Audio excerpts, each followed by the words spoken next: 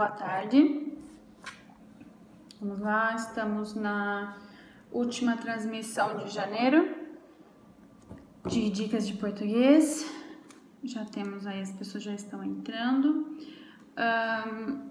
Hoje, então, eu vou começar falando sobre o gênero de algumas palavras, tá? Algumas palavras pode causar dúvida na hora de decidir se elas são masculinas ou femininas. Então eu separei uma lista pequena de algumas palavras que eu imaginaria que causasse confusão, mas se com o tempo depois eu descobrir ou encontrar outras palavras que possam causar confusão, aí eu volto a falar sobre o assunto, tá? Mas hoje eu vou falar sobre algumas que eu encontrei, que eu consegui me lembrar que poderia causar confusão. Vamos lá, então. O gênero, então, é se a palavra é masculina ou feminina, certo? Se a gente vai usar o artigo a ou o. Vamos começar. Mascote é feminino, então é a mascote. Champanhe é masculino, então é o champanhe.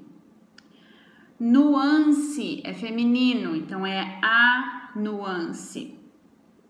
Omelete, como algumas outras palavras também, pode ter os dois. Isso vai depender, na verdade, do dicionário que você segue. Segundo o Wise, por exemplo, omelete pode ser tanto feminino quanto masculino. Agora, segundo o Aulete e o Aurélio, ele é feminino. Então, seria a omelete. Nesse caso, eu acredito que não seja erro, porque se um dos dicionários considera como tendo as duas opções, então, se você usar a ou o, vai ser certo. Você não pode considerar como errado. O que pode acontecer é ter preferência de estilo, tá? Então, omelete pode ser tanto masculino quanto feminino. Cal é feminino, a cal. Alface é feminino, a alface. Tsunami é masculino, o tsunami. Cobaia é feminino, a cobaia. Console é masculino, o console. Êxtase é masculino, o êxtase. Guaraná é masculino, o guaraná. Dó é masculino, o dó. Diabetes ou diabetes, os dois é correto, ok? Também é outro termo que pode ser tanto masculino quanto feminino. O ou a diabetes ou diabetes. Chinelo masculino, o, não há chinela, como eu já ouvi por aí. Aguardente feminino, a aguardente. Pernoite é o pernoite. Laringe pode ser tanto feminino quanto masculino, então é o ou a laringe. Fênix é feminino, a fênix. Mousse é feminino, a mousse. Crepe é masculino, o crepe. Sanguessuga é feminino, a sanguessuga.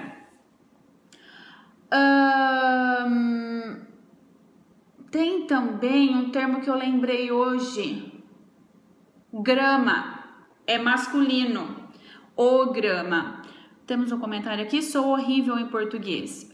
Português é uma língua muito difícil realmente, tá? E dependendo da forma como a gente é ensinado na escola, a gente pode às vezes traumatizar com o professor, assim como qualquer outra matéria, né? E aí a gente acaba pegando raiva e não quer aprender de forma adequada, ou acaba indo com o fluxo só passando, né? Nunca aprendi a fazer redação. Você dá aula de português direcionada para concurso público? Não, eu não dou aulas de nenhum idioma. Tentei aprender e não consigo. Eu sou tradutora, tá? Então eu só dou dicas mesmo aqui no Periscope toda segunda-feira às 2 horas da tarde. Não dou aulas. E seria interessante você dar uma procurada no Google mesmo para encontrar alguma coisa nesse sentido, ok? Bom, então vamos voltar à lista? Voltar não, eu vou resumir então a lista novamente, passar por ela rapidinho, tá? Era isso mesmo as palavras. a mascote, o champanhe, a nuance, o ou a omelete, a cal, a alface, o tsunami, a cobaia, o console, o êxtase, o guaraná, o dó, o ou a diabetes ou diabetes, o chinelo, a aguardente, o pernoite, o ou a laringe, a fênix, a mousse, o crepe, a sanguessuga e o grama, que eu acabei adicionando por conta própria, ok? Qualquer dúvida? Se vocês tiverem dúvida quanto ao gênero de algum substantivo, é só me falar que eu pesquiso e aí eu volto a falar mais pra frente, ok? Aí vamos passar para outro tópico. São as expressões latinas. Expressões latinas são muito usadas, principalmente, mas não exclusivamente, em textos jurídicos e em textos acadêmicos, né? Em artigos acadêmicos, elas são muito usadas. Mas também podemos ver em outros casos, tá? Eu já encontrei vários materiais nos quais eu traduzi com expressões latinas. O importante é lembrar que, como a origem dela é latina, então não tem acentuação, tá, gente? Não vamos inventar e resolver acentuar, porque no português se acentuaria. É errado, porque a origem dela definitivamente é latina, então não se usa acentuação. Outra coisa... e aí a gente vai ver, então, uma lista de algumas palavras e o significado delas, tá? Uma das que a gente mais usa é o termo per capita. P-R, capita, do jeito que se fala mesmo com C. Significa por cabeça, ok? A priori, artigo... Priori, do jeito que se fala mesmo, significa algo que independe da experiência. Ao contrário de a posteriori, que significa algo que se baseia na experiência, tá? Então vamos pensar assim como você tem uma experiência e depois você tem algo que se baseia nessa experiência. Então seria a posteriori, depois da experiência. Agora se você... É algo que independe da experiência, então é antes de você ter a experiência, então é a priori, ok? Persona non, N-O-N, grata, significa pessoa que não é bem-vinda. Persona, o meu per é do interior de São Paulo. Persona non, N-O-N, grata, pessoa que não é bem-vinda.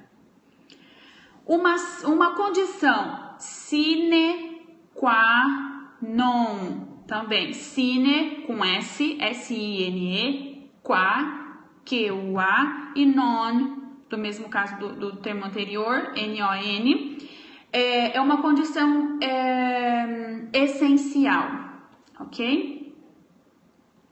Mea culpa, com hífen, mea, M-E-A, culpa mesmo, igual no português, com hífen. Nesse caso, o hífen, na verdade, ele é meio que aportuguesado, mas é uma forma correta, ok? Foi adicionado o hífen como uma forma de aportuguesamento, mas não é incorreto nesse caso. A gente usa geralmente fazer um mea-culpa, que é reconhecer a própria culpa. Agora, um termo muito usado na área acadêmica é o lato sensu. Lato sensu, com um S no sensu. Significa no sentido amplo, e o stricto sensu significa no sentido restrito. Pro forma, isso eu encontrei bastante. Encontro bastante ainda em um dos meus clientes. Eles usam fatura pro forma. Pro forma invoice, né? Que significa, então, por pura formalidade. É só para formalizar. P-R-O, sem acento, forma. Normal, como a gente escreve no português. Inter vivos. dois termos separados. Inter vivos, entre pessoas. Pro rata, dois termos separados também, sem acento. Pro rata significa uma divisão seguindo uma determinada proporção, ok? Bom, essas são as listas, então, de termos, de expressões latinas. Tenham muito cuidado porque alguns guias de estilo exigem que essas expressões latinas, por serem estrangeiras, elas devem ser destacadas de alguma forma, como com itálico, tá? Alguns clientes exigem isso. Então, é preciso ter um pouco mais de atenção. Vai depender realmente da forma que o cliente encara essas expressões, porque se elas forem encaradas como já parte do português, elas não precisam ser destacadas de alguma forma, ok? Vamos passar para outro assunto agora, então. A gente vai falar sobre a concordância quando há sujeitos constituídos por expressões partitivas. As expressões partitivas são a maioria de, grande parte de, boa parte de, etc. Como que fica, então, a concordância nominal, ou seja, a concordância com o nome, com o sujeito, no caso? Quando há esse tipo de expressões partitivas. Então, há duas possibilidades. Por exemplo, boa parte dos soldados volta de expedições de guerra. Nesse caso, o verbo está singular concordando com a expressão partitiva. Boa parte volta. Ou também podemos usar boa parte dos soldados voltam. Então, aí concordando com soldados. Há duas formas de concordância, que é a concordância com o núcleo do sujeito, né? Com o sujeito em si, que é a mais usual, a mais normal na gramática. E há concordância também com o termo que está mais próximo, no caso do verbo ou do adjetivo, o que quer que vai concordar. Essas duas formas. Então, aqui por isso que tem essas duas possibilidades. Ele pode concordar, então, com a expressão partitiva ou com o elemento que está mais próximo dele, no caso aqui, soldados. No entanto, se o verbo estiver antes do sujeito, essa regra não funciona. Aí, nesse caso, a concordância deve ser com o mais próximo mesmo, obrigatoriamente. Por exemplo, é o local por onde passa boa parte dos soldados. Boa parte dos soldados passa por esse local, certo? É o local por onde passa boa parte dos soldados. Então, nesse caso, concordando com o termo mais próximo, que é o boa parte, que é a expressão partitiva nesse caso, ok? Aí, continuando então com concordância, a gente vai falar mais um pouco sobre concordância nominal no caso de adjetivos. Então, se a gente tem frases com um adjetivo para mais de um substantivo, como que a gente faz essa concordância do adjetivo com o substantivo, tá?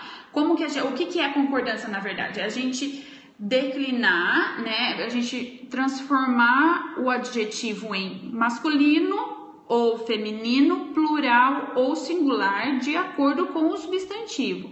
Se o seu substantivo está no masculino, o verbo ou o adjetivo, né,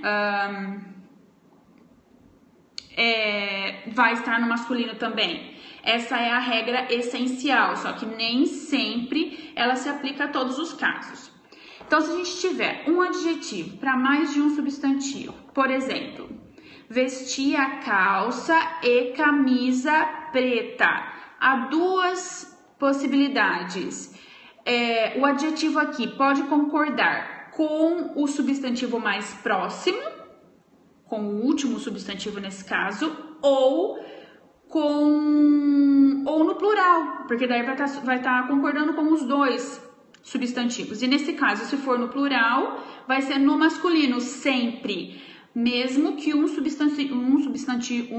não sempre, na verdade, né? Desculpa. Se um dos substantivos for masculino e o outro feminino, o plural vai ser no masculino. Se os dois substantivos forem no feminino, então aí será o plural no feminino, ok? Então, a gente pode ter vestia calça e camisa preta, o preta concordando com camisa, ou vestia calça e camisa pretas, porque calça é feminino e camisa é feminino, então vai no plural no feminino. Agora, vestia calça e paletó preto. Nesse caso, preto concorda com paletó, que é o elemento mais próximo, ou vestia calça e paletó pretos. Nesse caso, concorda com os dois. Calça feminino, paletó masculino, então vai no plural no masculino, ok? Agora, quando o adjetivo vem antes do substantivo, ele obrigatoriamente concorda com o elemento mais próximo. Por exemplo, não há as duas opções, não há as duas possibilidades. Ele escolheu hora e lugar para o encontro. Então, nesse caso, concorda com hora, que é o elemento mais próximo, e não com hora e lugar. Então, aqui, obrigatoriamente, adjetivo antes de substantivo, ele vai concordar obrigatoriamente com o elemento mais próximo. Agora, há uma exceção nessa regra, nessa regra de adjetivo antes do substantivo, né? Se os substantivos forem nomes próprios de pessoas ou expressões de grau de parentesco, mãe, irmã, tia, pai, aí nesse caso ele é pluralizado. Por exemplo, os geniais Chico e Caetano participaram do debate. São nomes próprios, então o adjetivo concorda com os dois, masculino, plural.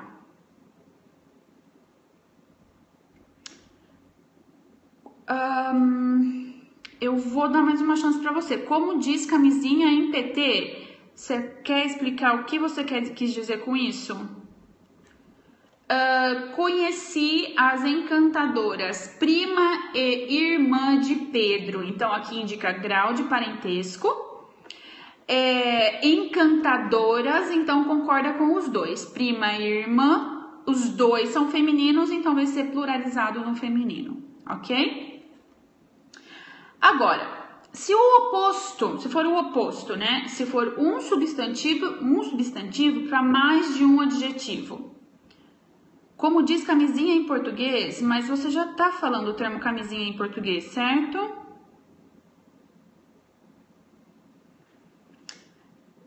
Por exemplo, fala fluentemente a língua inglesa e a espanhola. Se for no singular, é necessário utilizar o artigo. Não. Ok, mais uma chance para você. Você quer explicar o que você quer dizer com isso? Ou se você estiver só trolando, eu vou ser obrigada a te bloquear. Voltando. Fala fluentemente a língua inglesa e a espanhola. Ou seja, e a língua espanhola. Nesse caso, língua está no singular, só que é necessário adicionar o artigo no segundo adjetivo. Ok? Sim, camisinha, o termo, né? É termo do português do Brasil também. Fala fluentemente as línguas. Nesse caso está no plural, então não é necessário adicionar artigo. Fala fluentemente as línguas. Quais línguas? Inglesa e espanhola. Aí não adiciona artigo no segundo adjetivo, ok? Então, nesse caso, então, quando a gente tem um substantivo para mais de um adjetivo. Ah, eu não sei, mas eu perguntei como se diz em Portugal. Eu não sei, eu sou do Brasil e eu não tenho conhecimento do português de Portugal, infelizmente. Com os termos anexo, próprio, obrigado, eles são declinados, ok? Então, o anexo eu já tinha falado, né? Seguem anexas as fotos. Então, ele concorda com o substantivo. Se o substantivo for masculino, ele vai ser masculino. Se o substantivo for feminino, ele vai ser feminino. Plural, a mesma regra. Próprio é a mesma coisa e obrigado também. Se você for mulher, você fala muito obrigada. Agradece com obrigada. Eu estou dando dicas de português do Brasil. Agora, quando temos a expressão um e outro, ou no feminino, né? Ou num e noutro, por exemplo. Renato advogou um e outro caso fáceis. Nesse caso, o substantivo fica no singular e o adjetivo vai no plural. Ok? Você é de Portugal. Nesse caso, algumas regras gerais vão se aplicar ao caso do português de Portugal, mas há algumas exceções, né? Principalmente de vocabulário. Então, com um e outro, uma e outra, num e noutro, numa e noutra, o substantivo vai no singular e o adjetivo vai no plural. Ok? Então, Renato advogou um e outro caso fáceis. Essa já é um pouquinho mais complicada, mas também é mais difícil da gente encontrar o uso dessas expressões, né? Agora, quando utilizamos as expressões é bom, é necessário, é proibido, há dois casos, há dois usos. Ele não vai variar, a gente vai usar da forma como eles são, é bom, é necessário, é proibido, assim no singular e no masculino, se o sujeito não vier precedido de artigo, ou seja, se o sujeito não tiver artigo antes dele. Por exemplo, é necessário sua presença. A gente não tem artigo aqui, então aí ele fica do jeito que ele tá. Agora, se a gente colocar a sua presença, aí nesse caso é necessária, aí declina, ok? A gente tem que concordar com o substantivo. É necessária a sua presença, com artigo, declinando, ou é necessário sua presença, sem mudar a expressão. Outro exemplo com é proibido. É proibido entrada de cães, porque tipo, algo é proibido, né? Agora, a entrada de cães é proibida, certo? A gente colocou o artigo ali, então aí a gente tem que concordar com o substantivo. Só um minutinho.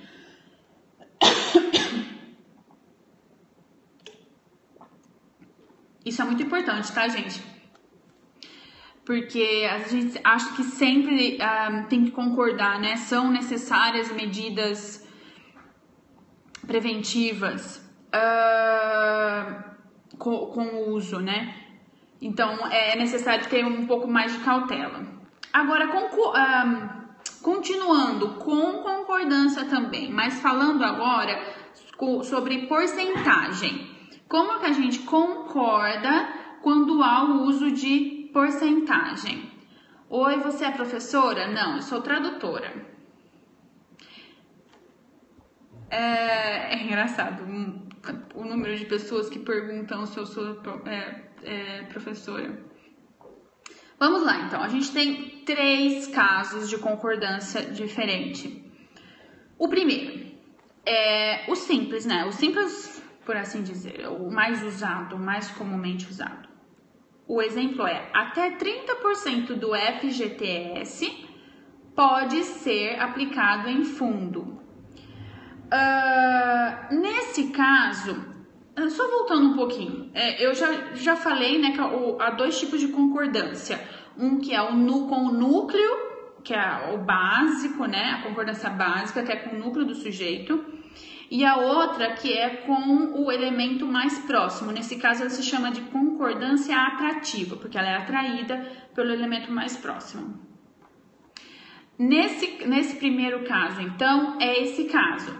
Ele vai concordar geralmente com o elemento mais próximo, o verbo, né? Nesse caso a gente está falando de verbo de concordância verbal.